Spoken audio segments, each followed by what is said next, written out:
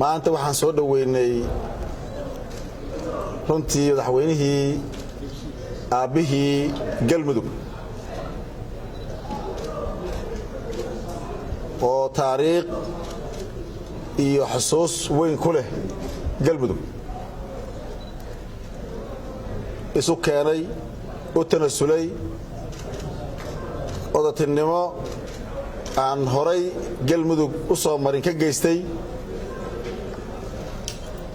maantay in halkan la wada joogo sababteeda lahaa sidoo kale wixii ugu dambeeyey ama odatinimadii iyo heshiiskii iyo tanasulkii ugu dambeeyey maantay u muujiyey galmudug oo runtii aan dhihi karno maanta waxay u tahay reer galmudug maalin taariikhi ah oo ay dhammaatay khilaafkii iyo waxaabii yararkaayoo jiray iyo haddii wax laga dhex fiirinaya galmudug dhexdeeda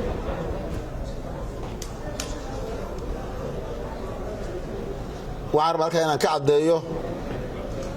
wax walba oo kala duwanaansho ahaa oo jiray waa ka heshiinay aniga iyo madaxweyne axmed ducaale geelle xaaf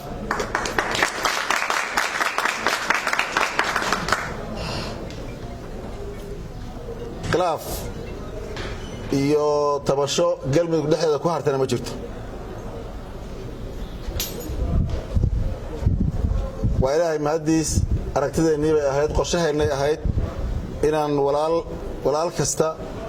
waxaan rabaa inaan reer galmudug sheego iyo dadka Soomaaliyeed oo dhan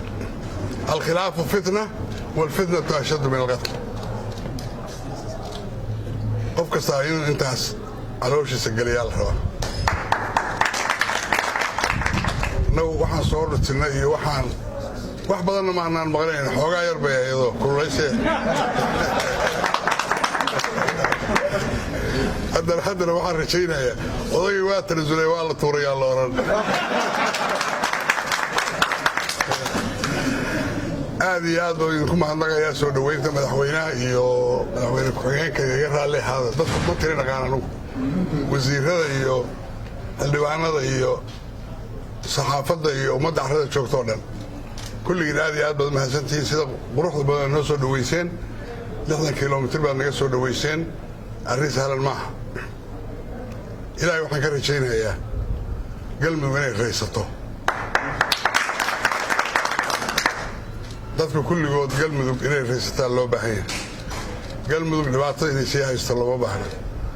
anugu geed fadhi keliya maahaye waxaan rabaa inaan warku waa inoo dambeeyaa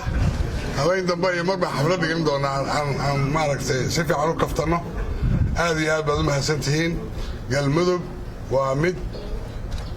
laba maaha saacaddan laga bilaabo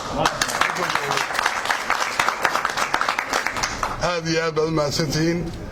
rag badan oo meesha jooga oo aan dareen kaga waa jiraan iga raalli ahaada